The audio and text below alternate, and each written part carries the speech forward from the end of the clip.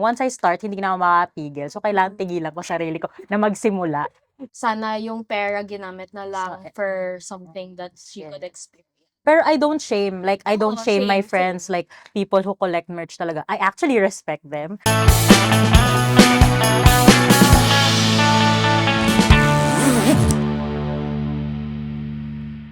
Welcome to BP Talks. Hi, my name is Katie and Hi, I'm Sam. I've been a K-pop fan since 2019. So, it started when I was in a very dark place actually. And I found BTS kasi I was watching MTV one day. So, honestly, actually, ang dami ding, like, ang dami ring friends ko na ARMYs na they really found BTS. Like, sabi nga nila, you find your groups when you need them. yes, tama. Sobrang. Pero totoo siya. Like, even I have a friend na parang she was like at a very dark place and that's when she found BTS then. Tapos yung songs nga nila resonates. Yes. And yeah. How about you? Ay. Lalabas yung edad ko dito. Lalabas yung edad ko dito. Do you wanna guess how long I've been a K-pop fan? Is it ano ba? Like parang 21 vibes? To anyone, yes. Ay, I'm so glad. Yeah. So, second gen stan ako. So, I started ng 2009. Oy, So, shock! 10 years before. Oh my God, 13 Yeah. pa lang ako nung 2009. Yeah. Oh my God, you're a baby. So, oh my gosh. Well, I was 13 when I got into Oh. K-pop. So, 2009. And yun, my first groups were SHINee.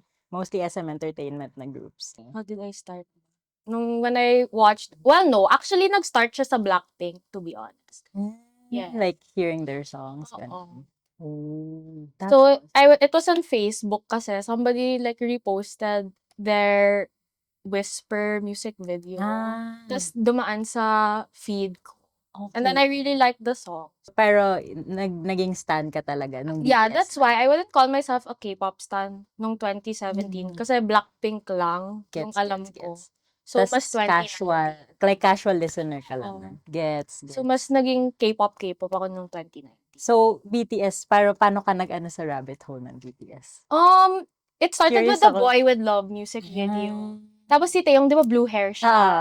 So, I was like, oh my God, ang pogi niya. Sino yun? So, nag-start siya doon. And then I was like, oh, I want to know their names. Tapos Okay, ayun, ayun wala na. na. Ano, Wala the rest na. is history The rest is na. history. I think same How sa about lahat you? ng ano. So, okay, ito na naman tayo. Layo na naman ano. But yeah, K-pop. So, I think nga nung second gen kasi, that was when yung Nobody nag-start, To Anyone, kakalabas lang din ng To Anyone. So, everywhere you go sa atin, sa Manila, maririnig mo sa sa jeep, To Anyone, Fire, nagpe-play, Nobody, nagpe-play. So, nung time na yun, hindi naman ako super panahook. Pero kasi when, I think it was 7th grade. 7th grade? May mga Koreans kami na classmates, yung classroom namin. Same. Yeah, yung class namin. Tapos, during lunchtime, like random lunchtime, I don't know. Pero they were playing random K-pop songs sa TV ng classroom namin. Tapos parang ko, I know them na, pero parang I don't really, Tapos merong isang song na pinlay nila na hindi ko talaga matanggal ng siguro 3 araw sa utak ko. Sabi ko, I have to know kung ano yung song na to. Tas Ring Ding Dong. Ng SHINee. Ring Ding Dong. The rest is history. Oo, di ba nga siya, band song din siya. Kasi nga tama. sobrang, niya, nakaka-LSS talaga. So, sinearch ko sila. Tas, nung una kasi, I know Super Junior. Super Junior has like 13 members. So, parang ako, 17. oo, sa 13 members. So, nung pinanood ko yung Ring Ding Dong ng SHINee, akala ko yung mga backup dancers nila. Part din na sabi ko, bakit 5 lang? Sinearch ko sila, bakit 5 members lang sila sa music video? Ang dami-dami nila. Tapos yun pala, 5 lang pala talaga sila. Tapos yun, rabbit hole na din, hindi na ako nakaalis hanggang 15 years. Oh, damn. Yeah. 15 years, shock. Yeah, Haba na 15 din pala. years. It's okay. You have a Long way to go. papunta ka palang pabalik lang. Charis, joke lang. Uy, okay naman. Hindi pa naman ako ganun ka, baby girl pa rin naman ako. I don't know, if you're familiar with me, you probably know that. But, I think I think still, like, up to this day, after parang very full circle moment siya kasi I started stanning 17 then during their debut. So like sobrang full circle moment siya. Debut karat ako. Yeah, so 2015 pa lang I got into them na. So parang all these years like supporting lang and everything. Tapos I think it was still the most unforgettable moment talking to them in real life.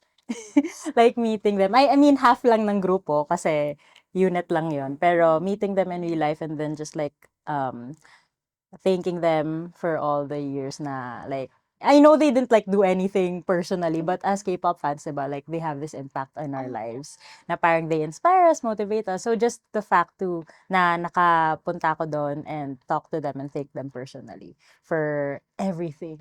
Everything? Pero yun. May question ako. Kasi nga, like you said, you met them a couple of times na you joined the mga fan meets. How do you know what to say? Ayun. That's what I've been like Curious. wondering. Yeah. Usually may script ako. Like I prepare a script Hindi ka beforehand. Oh my God, like, Oo, na ano pa din talaga syempre pag ano pero I think kasi I don't know as a yapper siguro.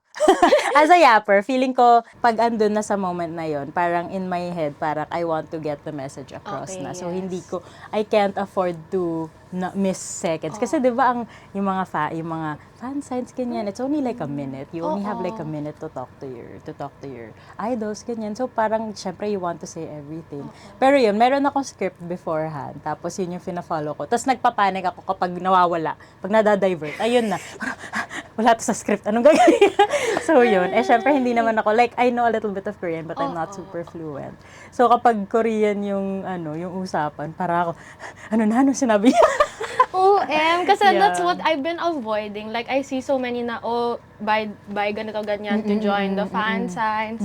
Pero like, what's stopping me is from knowing what to say. Yes, Kasi yes, like yes. parang, what if it's there na tas, Gets ko yan. Like, gets ko din yung Magka-freeze ka lang. Totoo, gets ko rin naman yung mga sentiments. Like, ang dami rin comments sa parang, ay nako, can never be me. Like, I can never talk to my idols, ganyan. Which I understand. Kasi talaga, parang, I guess, I mean, it took me years before I could talk to them, diba? I feel like if I was like yung early stages ko ng pagiging carrot, feel like hindi ko din kaya talaga.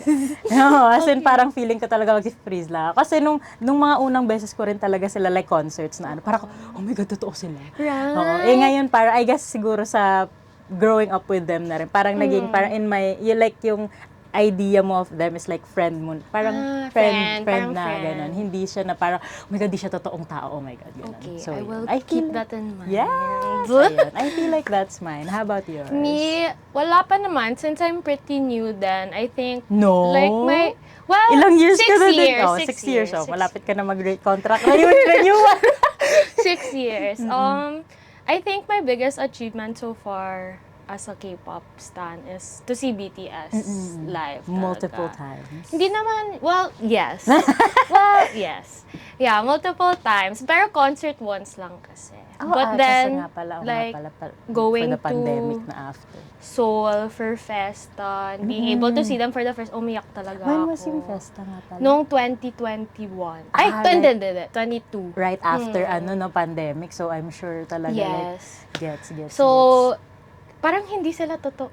Exactly. The first like, time you see the first them, time hindi you see sila them talaga. totoo. So, I feel like yun. That's my biggest. Like parang from seeing them in your screen, tas parang personally parang, Exactly.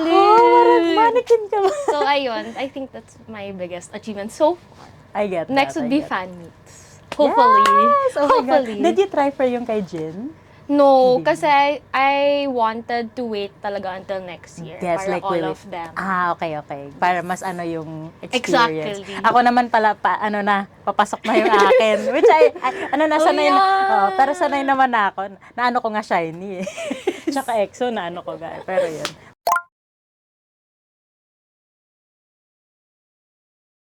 Love Myself by BTS. Kasi, I grew up parang super insecure. So, it was hard for me to accept so many things about me. That's good. So, they really taught me how to love myself. Talaga. Like in the literal sense. Yes, in the literal sense. So, in the song kasi parang the lyrics is, you showed me I have reasons, I have loved myself. So, if they were able to find the self-love within them because of ARMY, then Mm. they did the same for me. Mm. So they're really, really such a big help in my Oh, life. I love. How about you? Yeah. Ako, this one recent to, I think, I mean, in the years that I've been a K-pop fan, ang dami rin talaga nag-resonate sa akin. But I think yung most recent sa akin is yung Cheers to Youth Oh, ng yes. 17. It's, yeah, like they're one of their latest, no, their latest album actually, yung from 17 right here. So, yung Cheers to Youth, as the title says, it's like just celebrating your youth, and I think it resonates sa akin talaga ngayon kasi almost all my life then, like growing up with these idols, like kaedad ko rin kasi 17. So yung journey nila to reaching their dreams, parang nakakaano din siya for me na parang I don't have to sacrifice yung youth ko, like Oo. healing Oh, my inner yes, child, yes. ganon.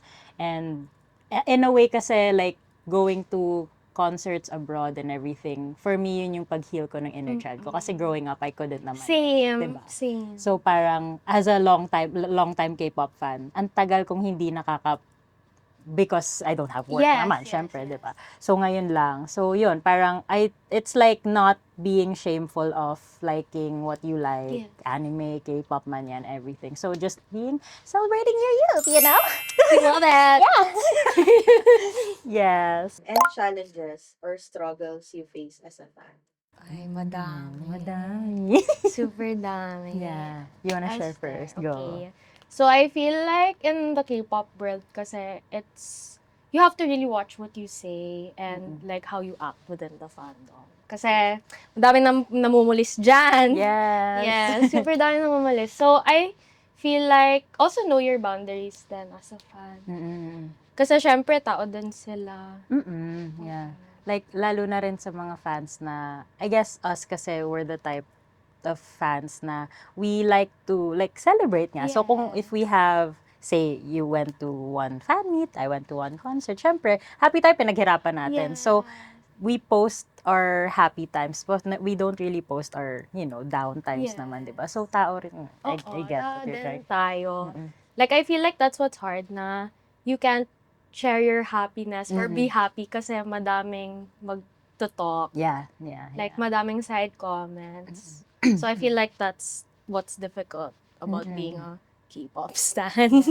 I agree. Kasi parang, I mean, hindi naman ako dati. Sobrang tagal ko na din talagang K-pop fan. Like, ever since I was high school, ganyan. Pero, recently lang din talaga ako nag-share ng ng mga travels, ng mga concerts, ganyan. Kahit sa ang dami ko nang But then, I guess there are still some people that are like, not really happy seeing you happy.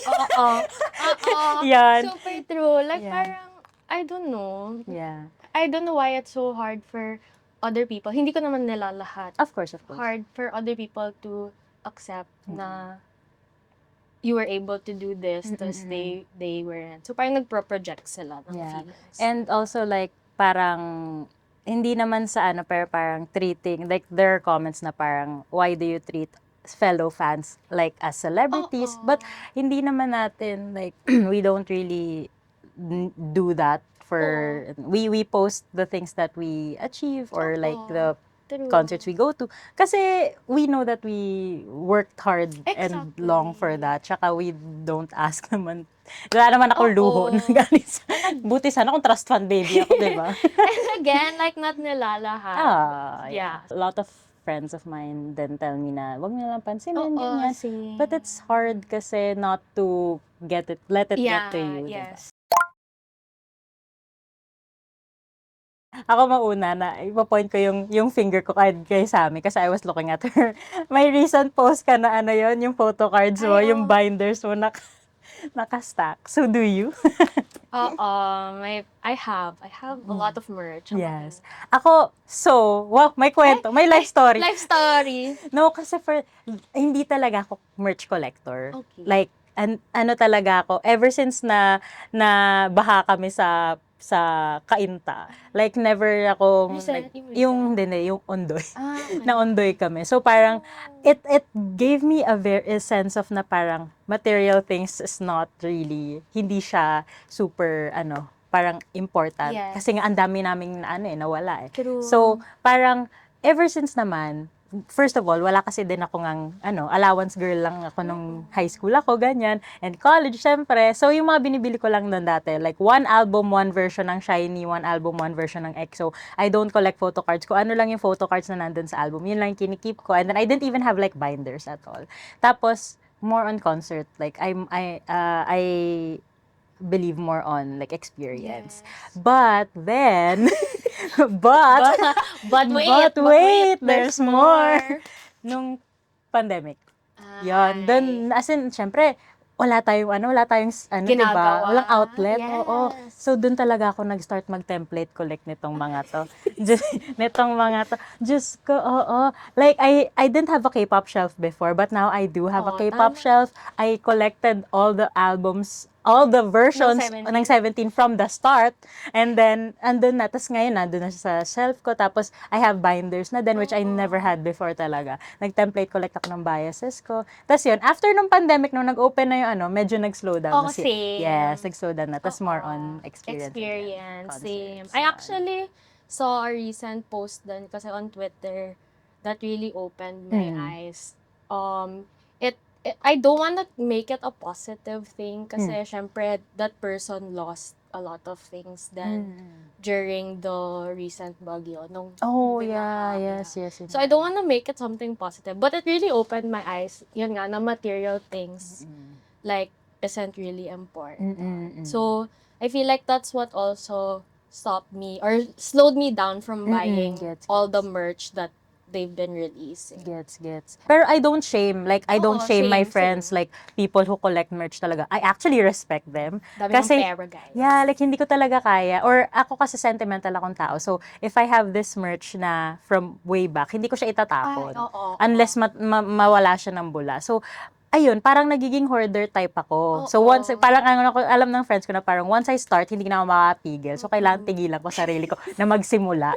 So, yun. So, I really respect actually yung mga merch Same. collectors ko na friends din talaga. Yun. Yeah. But that But post yeah, I really get opened that. my eyes. Yeah. Like, Yun I nga. feel sorry for that person. Kasi like, marami siyang nawala na merch related. But it also opened daw her eyes na sana yung pera ginamit na lang for something that she could experience in person. I feel like just the word quitting, That's what a lot of people message me, like, how do you handle Fangirl life chose us. through in my next lifetime din?